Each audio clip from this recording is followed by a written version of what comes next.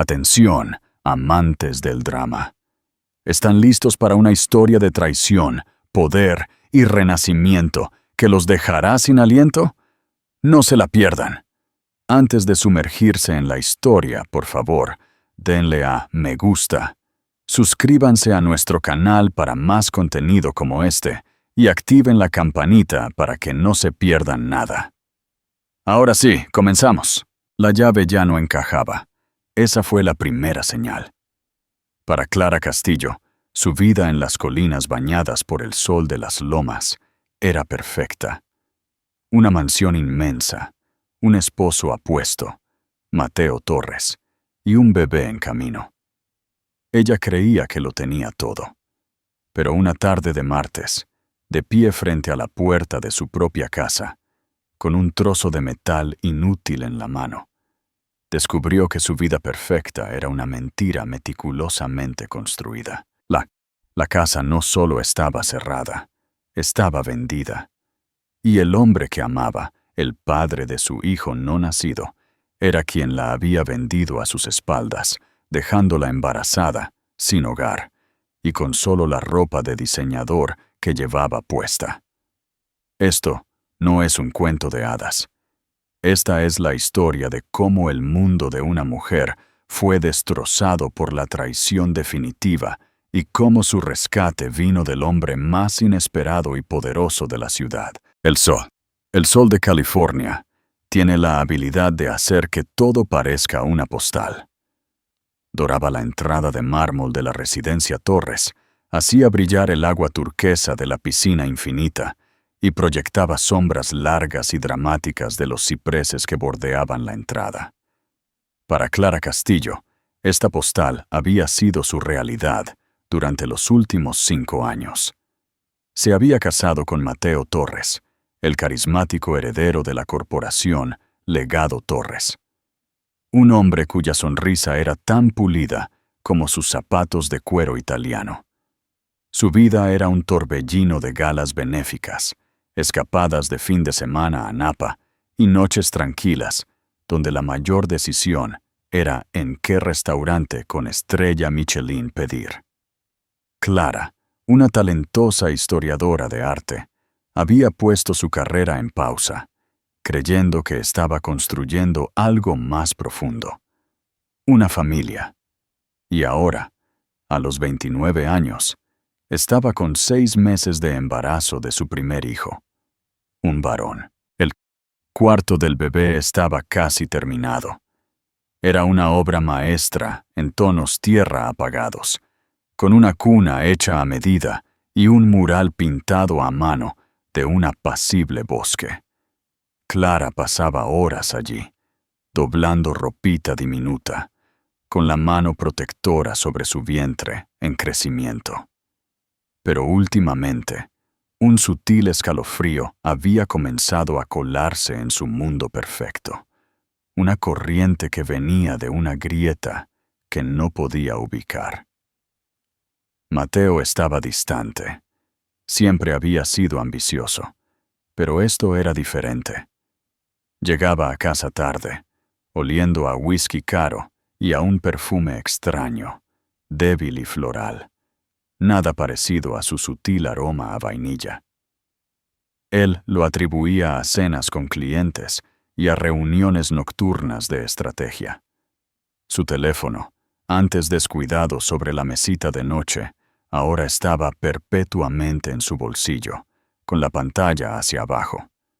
«Es solo un gran negocio en el trabajo, mi amor», le había dicho anoche, sus ojos sin mirarla del todo. «Me está costando todo lo que tengo, pero valdrá la pena, ama. Por nosotros, por el bebé». Ella había querido creerle, desesperadamente. Culpó a las hormonas del embarazo, al instinto de anidación que la hacía demasiado sensible. Ese martes fue a su cita rutinaria con la ginecóloga. La doctora Elena Santos, una mujer cálida, le mostró el fuerte latido del corazón del bebé en el monitor de ultrasonido. ¡Pum! ¡Pum! ¡Pum! El sonido era un poderoso ancla en el mar de sus ansiedades. Llena de esperanza, se detuvo en una boutique en Paseo de la Reforma y compró un par de zapatitos diminutos, una compra ridículamente extravagante que la hizo sonreír. Detuvo su Range Rover blanco en la familiar entrada a las 3 de la tarde, tarareando una canción en la radio. Y fue entonces cuando lo vio. Clavado en el cuidado césped, justo a la derecha de los rosales premiados, había un cartel de bienes raíces. Era de un rojo audaz y tenía una sola palabra que hizo que el aire se le escapara de los pulmones. Vendido. Por un momento, pensó que era una broma de mal gusto, elaborada por uno de los amigos adinerados de Mateo. Estacionó el coche. Su corazón comenzó un ritmo frenético que no tenía nada que ver con el latido constante de su bebé. Caminó hacia el letrero tocando el plástico frío e impersonal. Vendido por Inmobiliaria Sterling. No reconoció el nombre. Una ola de náuseas, más aguda que cualquier malestar matutino que hubiera experimentado, la invadió. Buscó a tientas en su bolso Hermes las llaves. Sus manos temblaban demasiado. Caminó por los escalones de piedra hasta la pesada puerta de roble. Una puerta por la que había caminado 1000 veces. Deslizó la llave en la cerradura. No giraba. Lo intentó de nuevo. Nada. Era como si la cerradura hubiera sido cambiada. El pánico, frío y agudo, atravesó su negación. Presionó el timbre. Las campanadas familiares resonaron de forma extraña desde el interior de la casa silenciosa. Nadie respondió. Golpeó la puerta con el puño, un sordo golpeteo contra la madera maciza. «Mateo, ¿hay alguien?» «En casa». Su voz era delgada, frágil.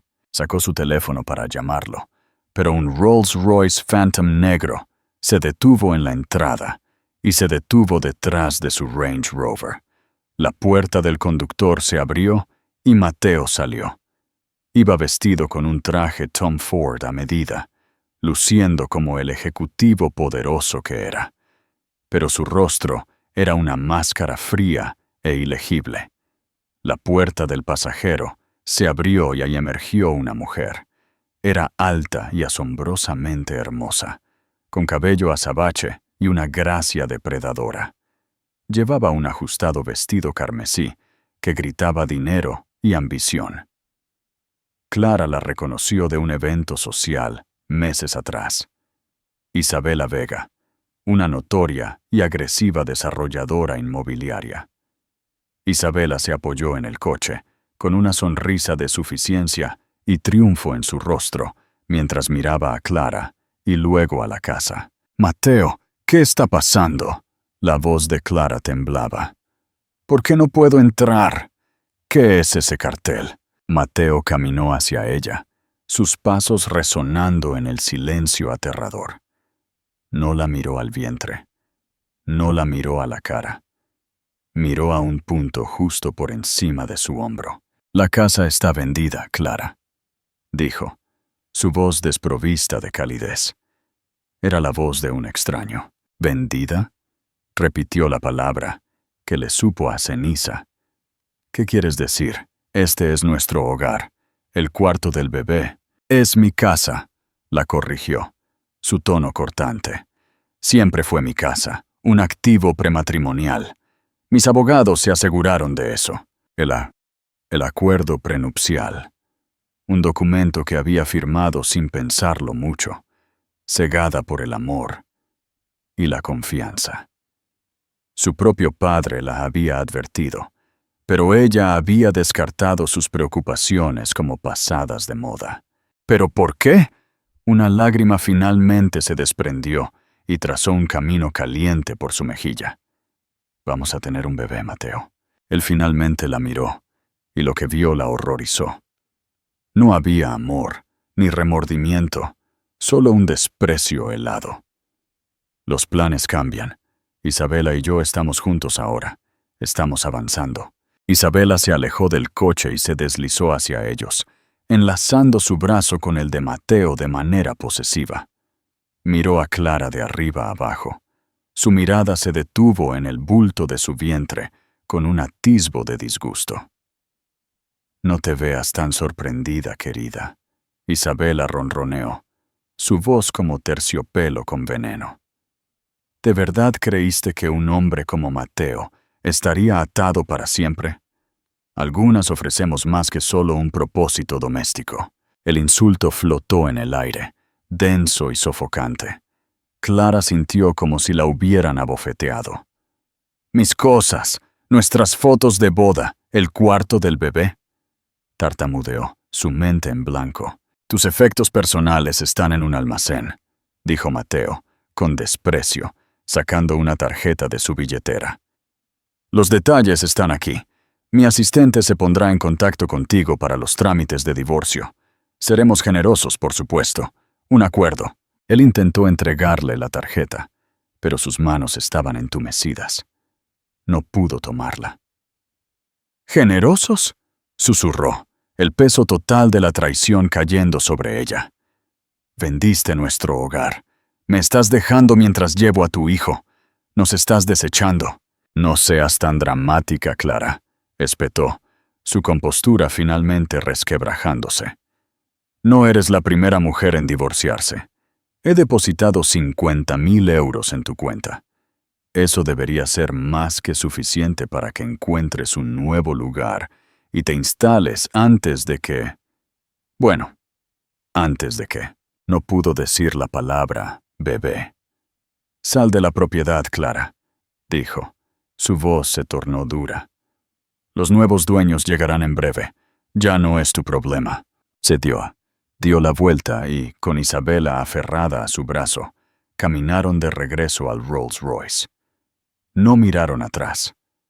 No miraron atrás, mientras Clara se quedaba sola y embarazada en la entrada de la vida que acababan de robarle. El coche negro retrocedió suavemente, navegó por el giro y desapareció por la calle bañada por el sol, dejando solo el olor a escape y sueños destrozados. Clara se quedó allí por una eternidad. El acuerdo de 50.000 euros se sentía como 30 monedas de plata. El cielo, tan brillante y alegre momentos antes, ahora parecía burlarse de ella. Entonces el sol de California la traicionó y el cielo se abrió. Un repentino e intempestivo aguacero comenzó a empapar su cabello, su vestido, su alma, mientras finalmente se derrumbaba en el suelo. El sonido de sus propios sollozos con el corazón roto se perdió en el ritmo de la lluvia que caía. La lluvia era implacable, pegando su delgada blusa de seda a su piel, el frío calándose profundamente en sus huesos. Clara no supo cuánto tiempo se quedó sentada en el asfalto mojado de la entrada, su cuerpo temblando con un dolor tan profundo que se sentía como un desgarro físico. Los 50.000 euros que Mateo mencionó eran una broma cruel. En una ciudad donde un apartamento de mala muerte costaba una fortuna, era una miseria, una desestimación. Era el precio que había puesto a ella, a su hijo. Su Range Rover, una vez un símbolo de su vida cómoda, ahora se sentía como una jaula. ¿A dónde podía ir? Sus padres habían fallecido en un accidente de coche 3 años antes. Su único pariente vivo era una prima en Oregon, con la que no había hablado en años. Tenía amigos, sí, pero eran sus amigos. Parejas.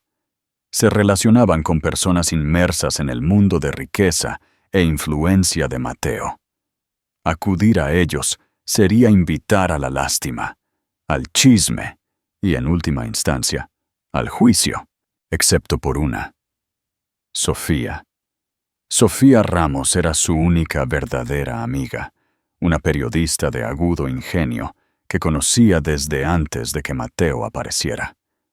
Sofía nunca confió del todo en él, siempre viendo un atisbo del narcisista debajo del encanto. Clara sacó su teléfono, sus dedos torpes y resbaladizos por la lluvia.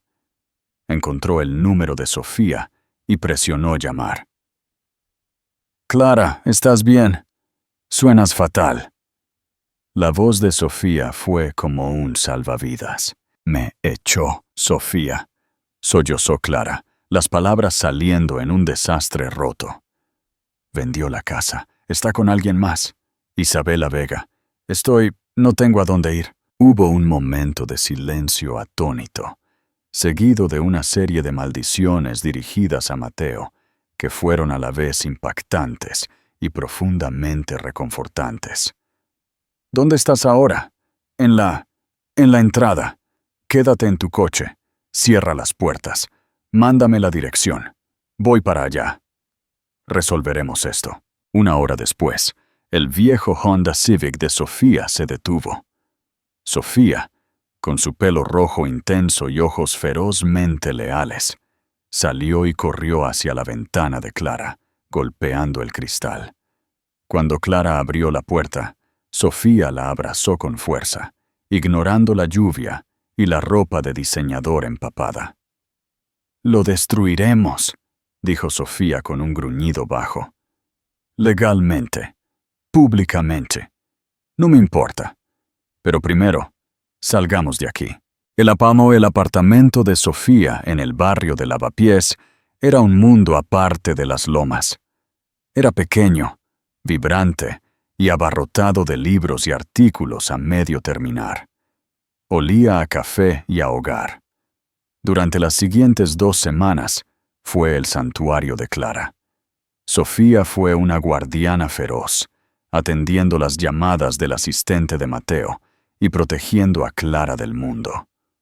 Pero la realidad de su situación era un peso constante y aplastante. Los 50.000 euros no durarían.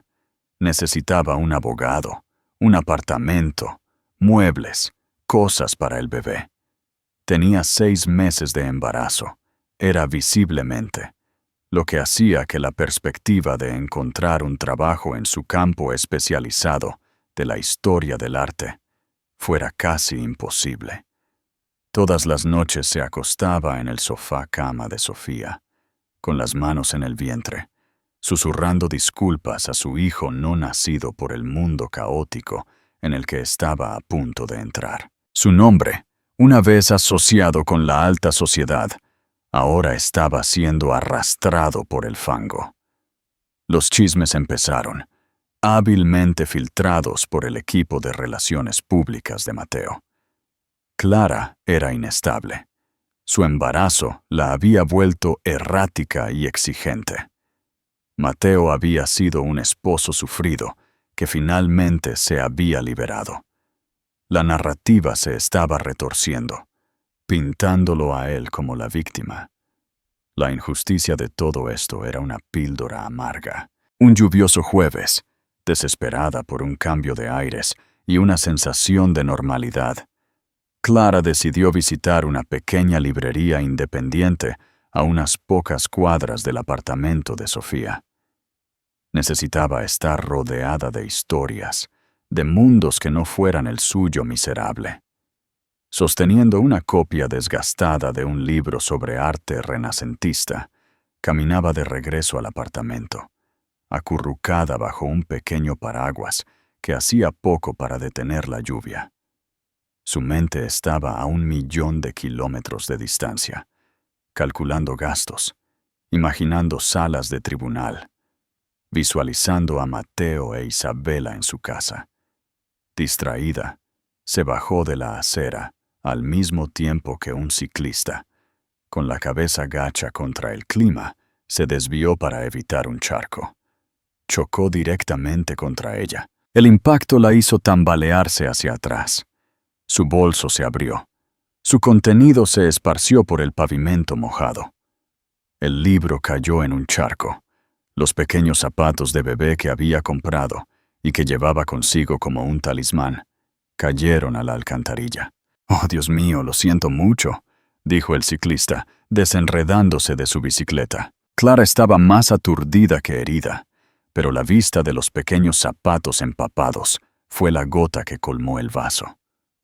Todo el miedo, la ira y la desesperanza reprimidos surgieron a la superficie. Se arrodilló en la acera, sin importarle la suciedad y la lluvia, y comenzó a sollozar. Sus hombros se convulsionaban. Vagamente notó que se acercaban unos pasos. Pesados. Caros. «¿Está usted bien, señorita?», preguntó una voz profunda. Era tranquila, controlada, y cortó el ruido de la ciudad. Clara levantó la vista, limpiándose la lluvia y las lágrimas de los ojos. Un hombre estaba de pie sobre ella, sosteniendo un gran paraguas negro que los protegía a ambos del diluvio. Era increíblemente alto, vestido con un traje de carbón hecho a medida que probablemente costaba más que el coche de Sofía. Su rostro era afilado y angular, con ojos oscuros e intensos que parecían ver a través de ella. Había un aura de inmenso poder y quietud a su alrededor. Parecía que era dueño del mundo y que actualmente no le impresionaba. Una limusina negra estaba parada junto a la acera, un chofer de pie en posición de firmes. «Yo estoy bien», mintió, tratando de recoger sus pertenencias esparcidas. Sus manos temblaban demasiado. El hombre se arrodilló. Sus caros pantalones se mojaron en el pavimento, sin una pizca de preocupación. Comenzó a recoger sus cosas, su billetera, sus llaves, el lápiz labial que había rodado debajo de un coche. Luego su mano se detuvo sobre el pequeño zapato, salpicado de barro en la alcantarilla. Lo recogió suavemente, sus largos dedos acunándolo como si fuera un pájaro. Miró del zapato a su vientre hinchado, y su expresión, previamente distante e ilegible, cambió. Fue un cambio sutil, un destello de algo que no podía nombrar. Reconocimiento. Lástima. «Déjeme ayudarla», dijo, su voz más suave esta vez. Era una afirmación, no una pregunta. La ayudó a ponerse de pie, su agarre en su codo firme y tranquilizador. «¿A dónde va?» «Solo a un apartamento. A la vuelta de la esquina», murmuró avergonzada por su estado, por el hecho de que este poderoso extraño la estaba presenciando en su punto más bajo. «Está empapada. Va a resfriarse. Deje que mi chofer la lleve». No podría. Insisto». Él la guió hacia la limusina que esperaba. El chofer abrió la puerta, revelando un interior de lujoso cuero crema que olía a riqueza y a éxito silencioso. Era un mundo que una vez había conocido, pero que ahora se sentía ajeno a ella. Dudó en la puerta. «Ni siquiera sé su nombre». Él la miró, sus ojos oscuros buscando en su rostro. «Mi nombre es Alejandro Vidal». El nombre la golpeó como un puñetazo físico. Alejandro Vidal. No era solo un CEO millonario. Pero el CEO millonario. El enigmático y mediáticamente escurridizo fundador de Empresas Vidal, una firma global de tecnología e inversiones, que era un competidor directo y feroz de Corporación Legado Torres. Mateo hablaba de él con una mezcla de miedo y desprecio, llamándolo un tiburón despiadado. Era una leyenda en el mundo de los negocios, un hombre que había construido un imperio de la nada. «¿Usted es Alejandro Vidal?», susurró. «Sí», confirmó, su expresión ilegible. Volvió a mirarla, una larga y profunda mirada. «Y usted es Clara Castillo, la esposa de Mateo Torres». Su sangre se heló. Por supuesto que sabía quién era. Esto no era un acto de bondad al azar. Esto era otra cosa. Estaba regodeándose. ¿Quería ver a la esposa rechazada de su rival en su momento de humillación? «Ex esposa. Pronto», lo corrigió, su voz recuperando un poco de su fuerza anterior. Gracias por la oferta, señor Vidal, pero puedo arreglármelas. Se dio la vuelta para irse, pero sus siguientes palabras la detuvieron en seco. Su padre era David Castillo, el curador de arte. Dijo. No era una pregunta. Ella se dio la vuelta, aturdida. ¿Cómo lo sabe? Era un buen hombre. Me dio mi primera oportunidad y una pasantía en el museo, cuando era un estudiante sin nada a mi nombre. Creyó en mí cuando nadie más lo hizo. Se detuvo. Su mirada se suavizó con un recuerdo.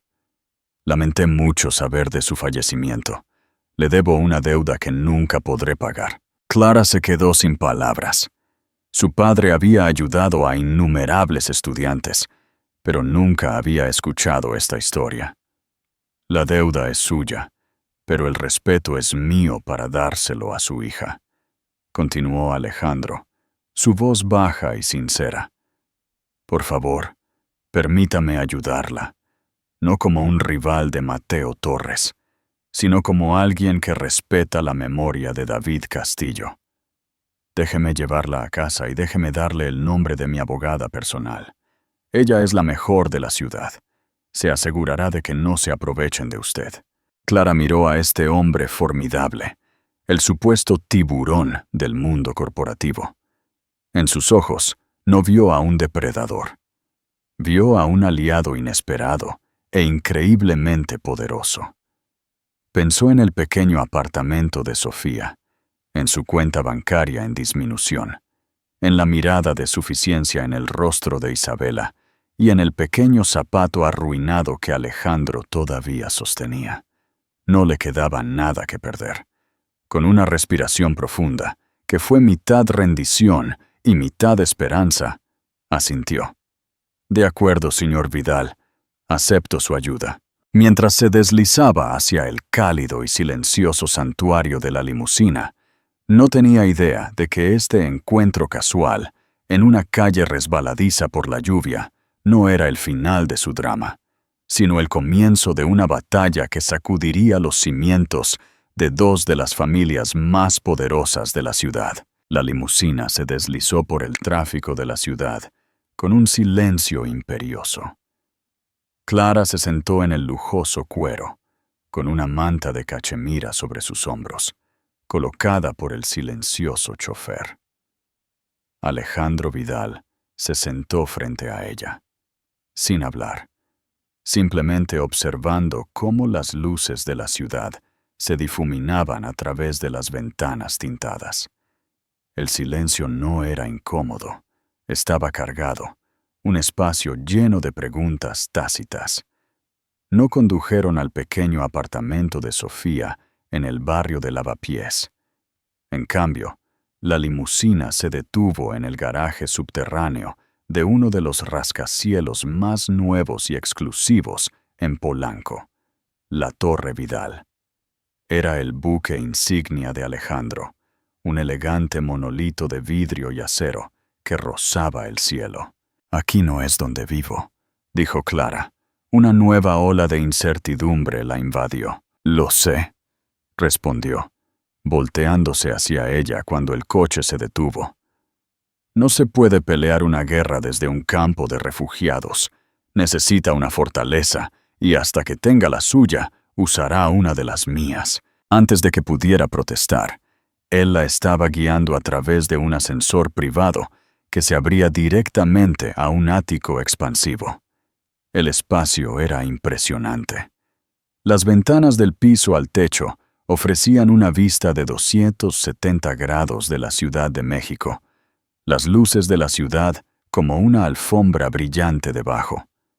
Los muebles eran minimalistas y modernos, una colección curada de arte, un auténtico Rothko en una pared, una escultura de Giacometti en una esquina, hablando de un gusto sofisticado y exigente. Era lujoso, pero a diferencia de su antigua casa con Mateo, no era ostentoso.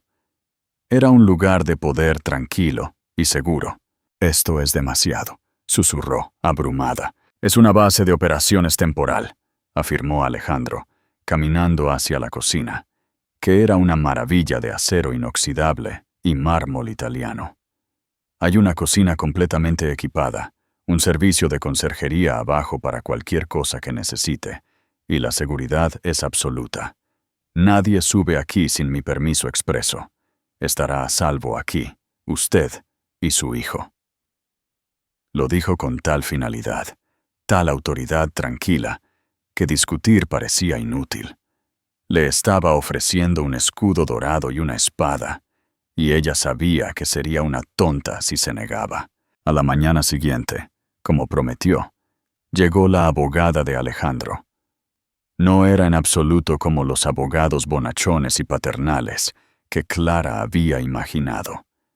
Evelyn Rivera era una mujer de unos 40 años, con ojos afilados e inteligentes, un corte de pelo severo y un traje que parecía tejido de acero. Llevaba un delgado maletín de cuero y exudaba un aura de competencia letal. Se sentaron en una gran mesa de comedor de vidrio, con vistas a la ciudad. Clara, sintiéndose pequeña y mal vestida con el sencillo vestido de maternidad que Sofía la había ayudado a comprar, relató toda la historia, el acuerdo prenupcial que apenas había leído, el repentino cambio en el comportamiento de Mateo, el romance con Isabela Vega, la venta de la casa, la humillación pública. Evelyn Rivera escuchó sin interrupción, sus dedos entrelazados.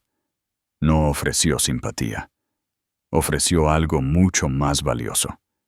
Estrategia. El acuerdo prenupcial es férreo en cuanto a los activos prematrimoniales, como la casa en sí.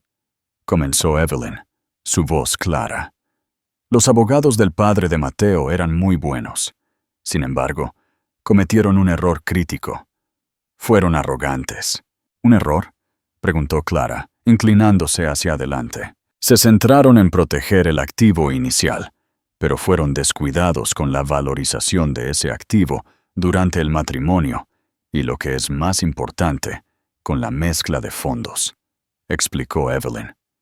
Usted, Clara, contribuyó al valor de esa casa, no solo a través de medios financieros, sino a través de su papel como su esposa, organizando eventos, gestionando la propiedad y creando un hogar que mejoró su posición social y empresarial. Esta es una contribución reconocida. Podemos argumentar por una porción significativa del valor incrementado de la casa. Una pizca de esperanza se encendió en el pecho de Clara. Pero ese es el juego pequeño, continuó Evelyn, con un brillo depredador en el ojo. El verdadero problema aquí es el fraude. Mateo vendió una casa conyugal, o lo que puede argumentarse como una casa conyugal en espíritu y función, sin su consentimiento. Él afirma que usted firmó los documentos. ¿Lo hizo? Nunca. Yo nunca habría accedido a vender esa casa, no con el bebé en camino. Excelente, dijo Evelyn con una delgada sonrisa. Falsificó su firma. Eso es un delito grave. También liquidó carteras de inversión compartidas para financiar su nueva vida con la señora Vega, escondiendo los activos en cuentas en el extranjero. Ya hemos comenzado a rastrear las transferencias. Mateo se cree listo. No lo es. Es solo un tramposo común que resulta tener un padre rico. Por primera vez en semanas, Clara sintió una oleada de poder. Ya no era solo una víctima, era una demandante. Durante los siguientes días, el ático se convirtió en un centro de mando. Evelyn y su equipo de contadores forenses e investigadores trabajaron con una eficiencia aterradora. Solicitaron registros bancarios, documentos de bienes raíces y registros de comunicación. Alejandro siguió siendo una presencia distante pero constante. Nunca se inmiscuyó, pero cada noche la llamaba o le enviaba un breve mensaje de texto. ¿Estás cómoda? ¿Necesitas algo?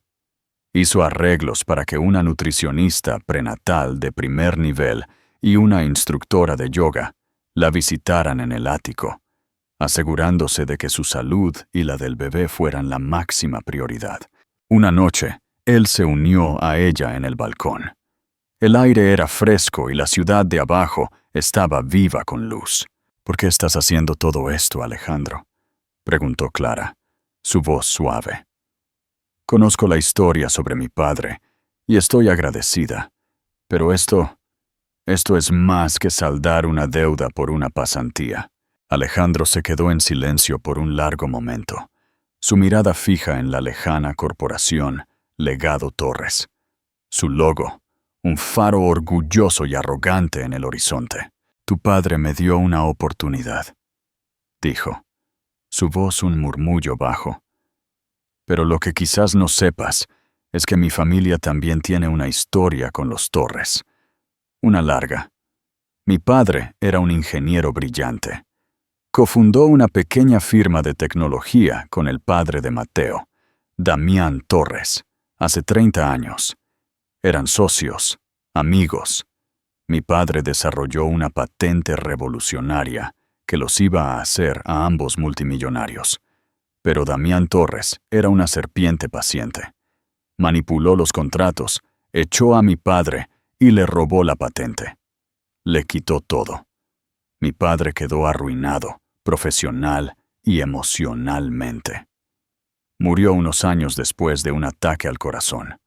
Un hombre destrozado. Clara jadeó, su mano volando a la boca. Nunca había escuchado esta historia.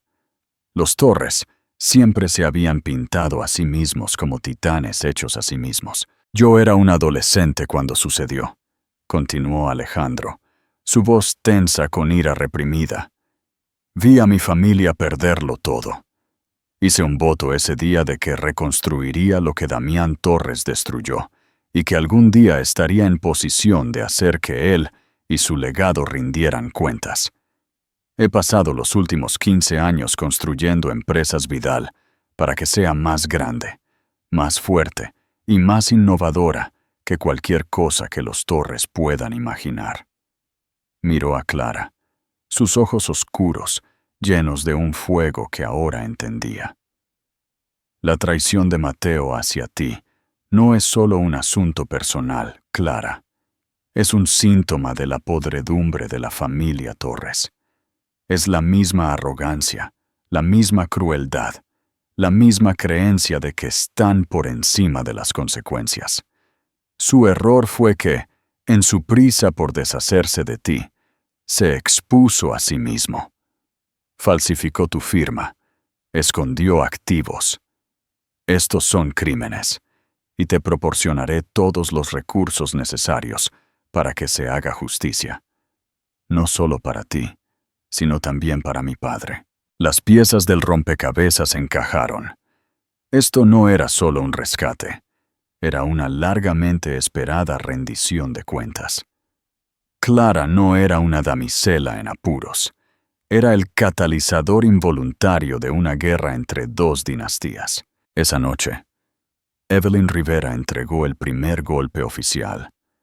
Un notificador judicial, flanqueado por 2 imponentes guardias de seguridad, entró en un exclusivo restaurante de Beverly Hills, donde Mateo e Isabela celebraban su nueva vida.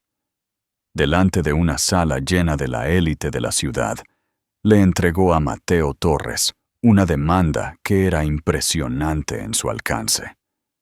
Alegaba fraude, falsificación, transferencia ilegal de activos e infligir angustia emocional.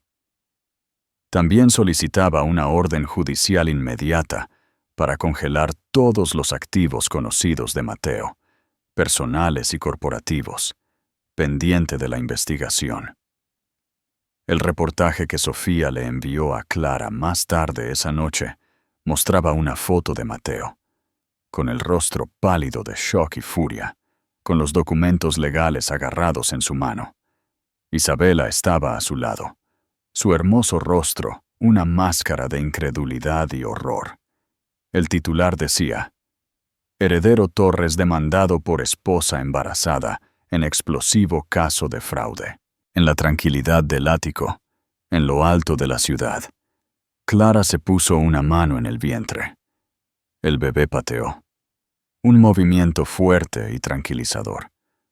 Una sonrisa pequeña y decidida tocó sus labios. La batalla acababa de comenzar. ¿Ustedes creen que los Torres se merecían lo que les pasó? ¿Creen que Clara tomó la decisión correcta al pelear? Dejen sus opiniones en los comentarios. Y si les está gustando este video, no se olviden de compartirlo. La demanda cayó como una bomba en el sereno y cuidado mundo de la élite de Los Ángeles. La historia era irresistible. El heredero infiel, la amante glamorosa y la esposa embarazada, que se defendía desde las sombras con el respaldo de un benefactor misterioso y poderoso. La narrativa que el equipo de relaciones públicas de Mateo había fabricado con tanto cuidado de la esposa inestable y exigente fue obliterada al instante, reemplazada por un cuento mucho más convincente de traición y resiliencia. Mateo Torres no estaba acostumbrado a estar a la defensiva.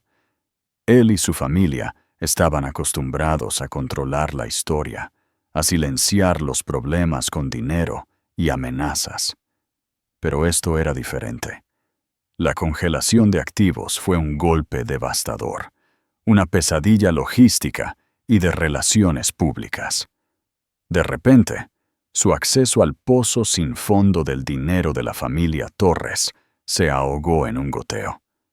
Las tarjetas de crédito que usaba para financiar su lujoso estilo de vida con Isabela fueron rechazadas. Las renovaciones planeadas en su nueva casa se detuvieron por completo.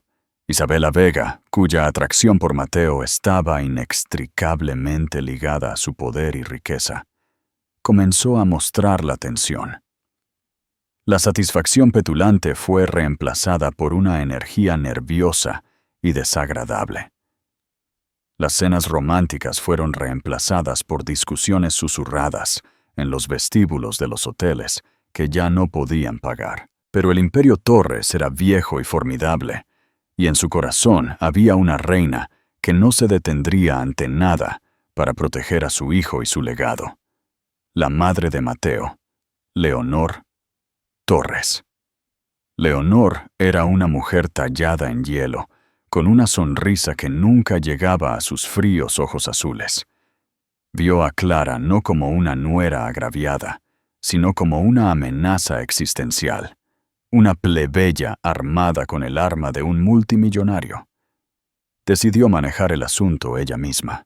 Una tarde, mientras Clara regresaba a la Torre Vidal de una cita con el médico, fue interceptada en el garaje privado. Leonor Torres la esperaba junto al ascensor, flanqueada por un hombre de aspecto severo que era claramente su seguridad personal. «Clara», dijo Leonor, su voz goteando de una dulzura condescendiente. «Necesitamos hablar». «No hay nada de qué hablar, Leonor», respondió Clara, su corazón latiendo con fuerza. Agarró su bolso, sus nudillos blancos. «Mi abogada, Evelyn Rivera, se encarga de toda la comunicación». «Oh, no seas tan dramática», se burló Leonor, dando un paso adelante para bloquearle el camino. «Los abogados son para los negocios. Esto es familiar. Vine aquí para apelar a tu lado más amable». «¿Mi lado más amable?» Clara soltó una risa amarga. ¿Dónde estaba el lado más amable de Mateo cuando falsificó mi nombre y me echó a la calle? La sonrisa de Leonor se tensó. «Mateo es un hombre apasionado. Cometió un error. Pero estás exagerando esto. Se te ha dado un acuerdo generoso. Lo que estás haciendo ahora, este vulgar espectáculo público, es una vergüenza. Estás avergonzando al padre de tu hijo». «Él se avergonzó a sí mismo cuando eligió cometer fraude», Clara respondió, asombrada de su propia firmeza. La seguridad del ático y la fuerza de su equipo legal habían forjado una nueva columna vertebral de acero dentro de ella. La fachada de civilidad de Leonor comenzó a resquebrajarse. «Seamos claras, pequeña cazafortunas. Te casaste con mi hijo por su dinero, y ahora estás tratando de extorsionarlo con la ayuda de su mayor rival. ¿Tienes alguna idea de con quién estás tratando? Alejandro Vidal te está usando. Es un depredador, y te desechará en el momento en que ya no seas útil en su patética guerra contra mi familia. Alejandro me ha mostrado más amabilidad y respeto en 2 semanas que Mateo en 5 años, replicó Clara. ¿Amabilidad? Leonor se burló. Te tiene encerrada en esta torre de cristal como una mascota. ¿Crees que esto es libertad? Eres un peón en su juego, uno muy tonto. Dio otro paso más cerca, su voz cayendo a un susurro venenoso. Abandona esta demanda. Toma el dinero que te estamos ofreciendo. Podemos hacerlo un poco más por tu problema y desaparece.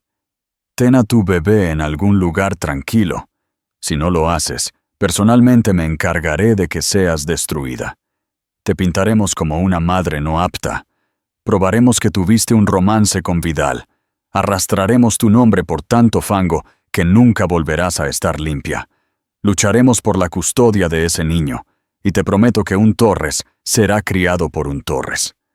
No verás un centavo, y no verás a tu hijo. La amenaza, tan vil y directa, golpeó un miedo primario en el corazón de Clara.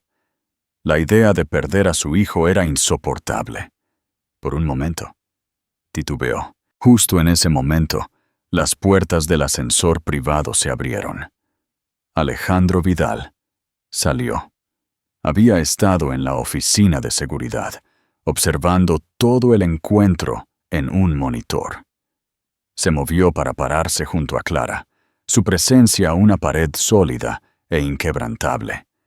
Era más alto que el guardaespaldas de Leonor, y su tranquila intensidad pareció absorber el aire del garaje.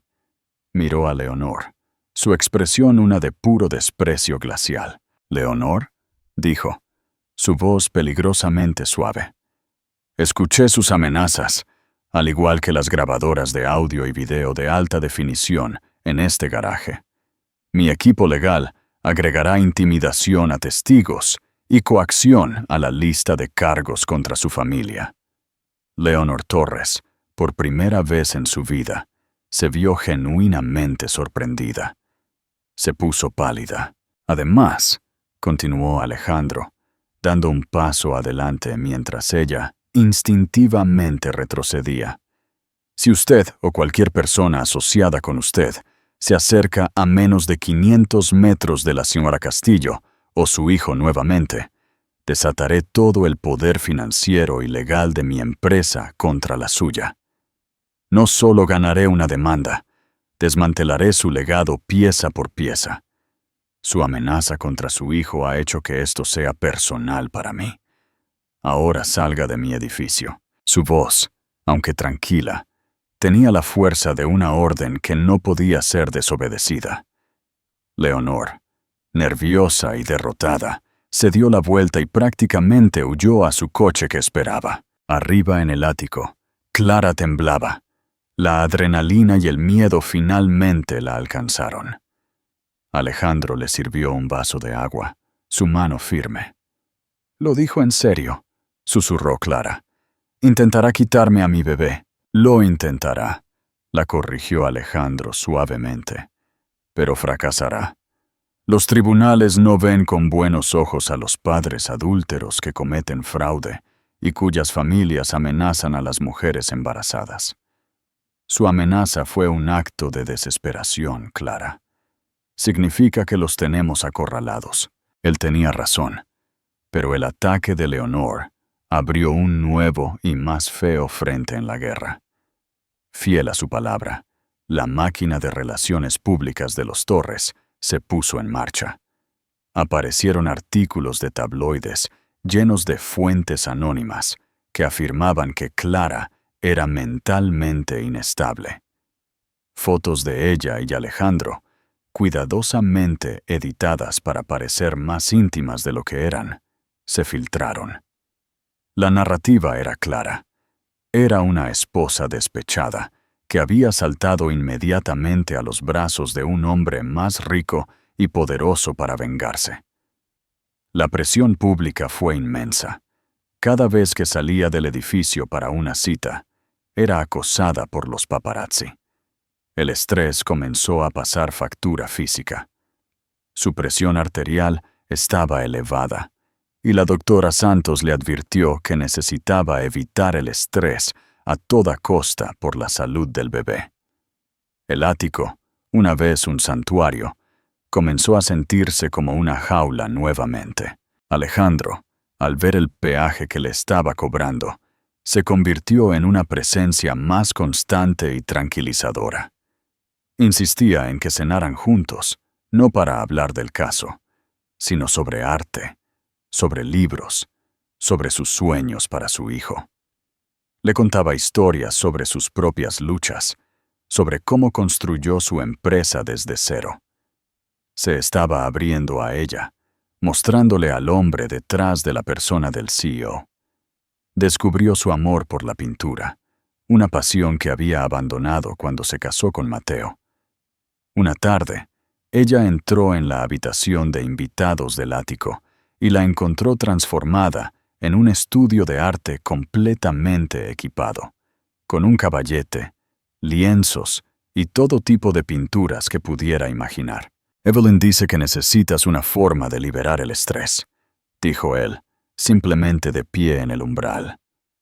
La deuda de mi padre ha sido pagada, Clara. Mi guerra con los Torres es mía. Pero ayudarte a ti, eso se ha convertido en algo diferente.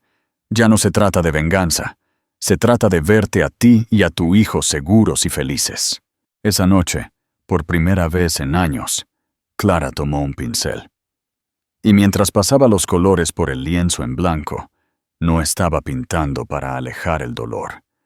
Estaba pintando a través de él, encontrando una fuerza y una voz que pensó que había perdido para siempre.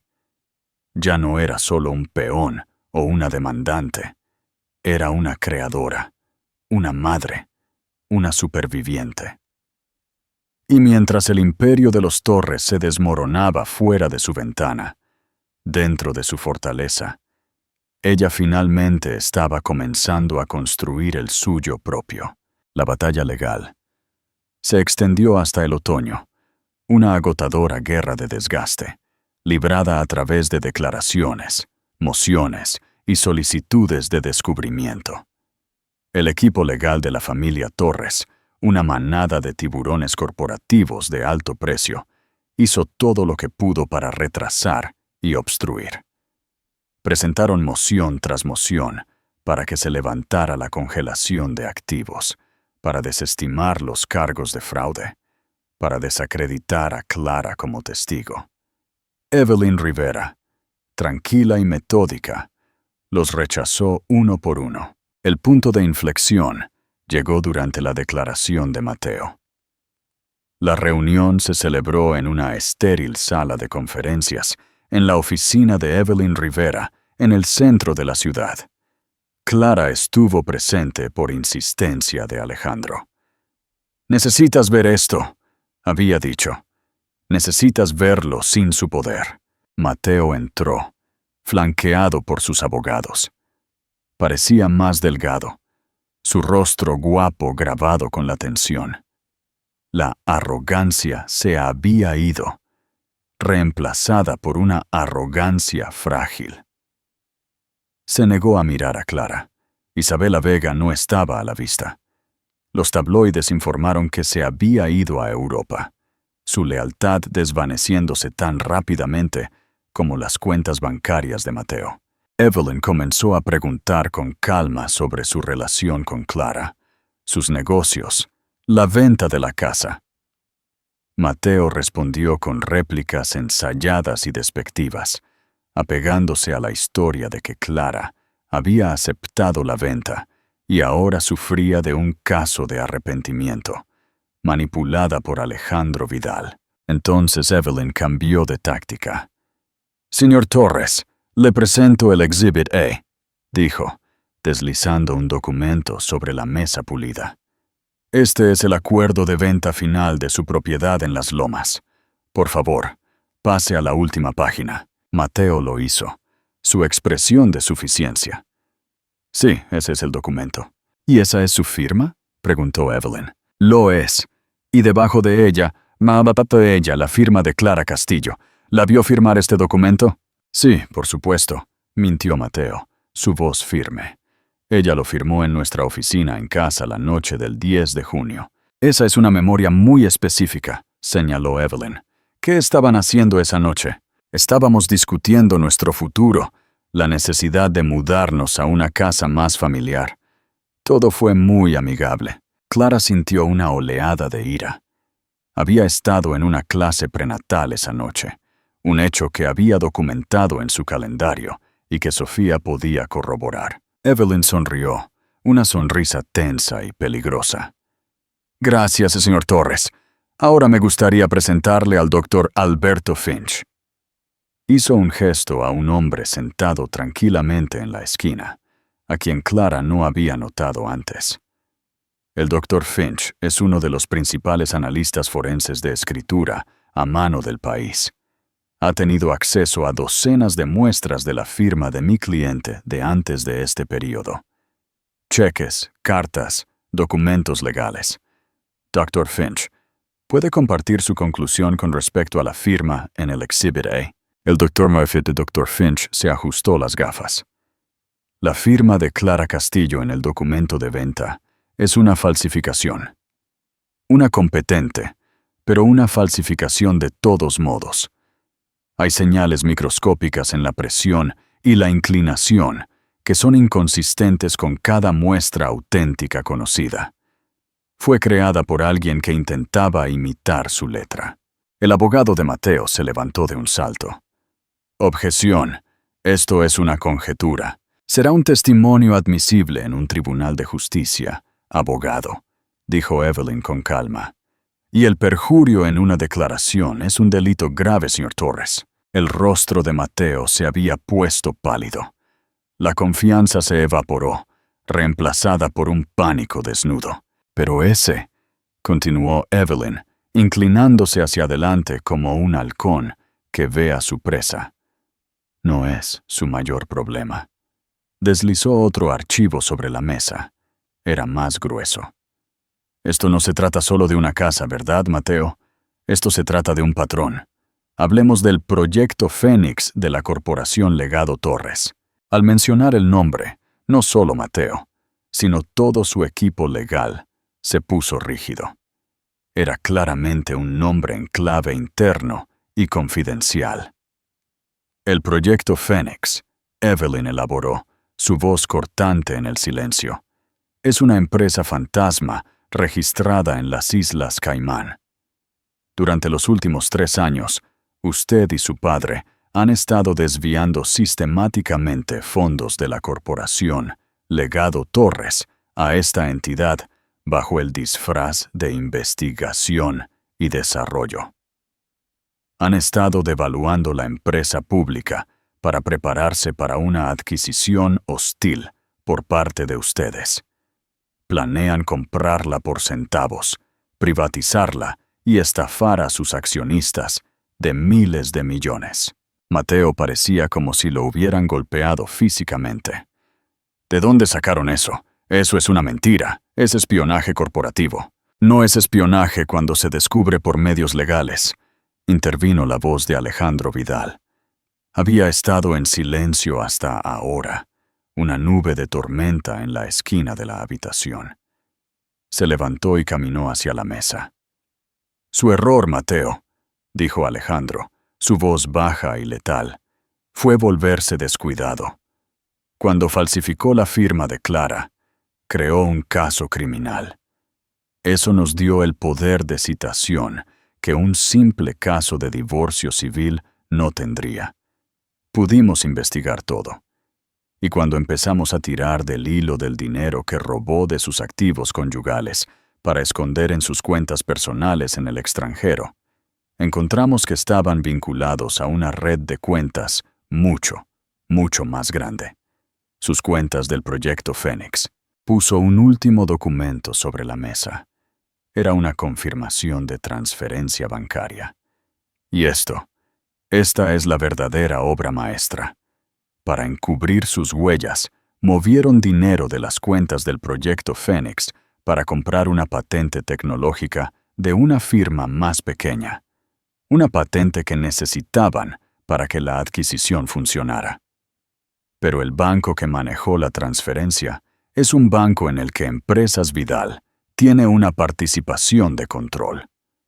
Cada transacción fue marcada. Lo tenemos todo.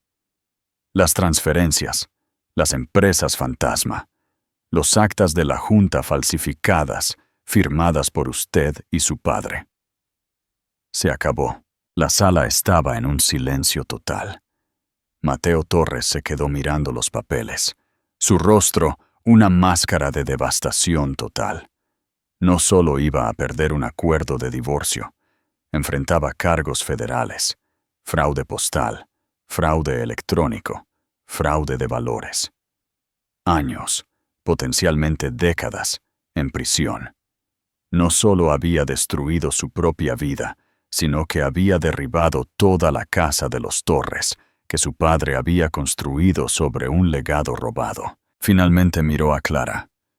Por primera vez, ella no vio a un monstruo, sino a un hombre patético y roto, un chico al que se le había dado todo y lo había destruido todo por la codicia y la arrogancia.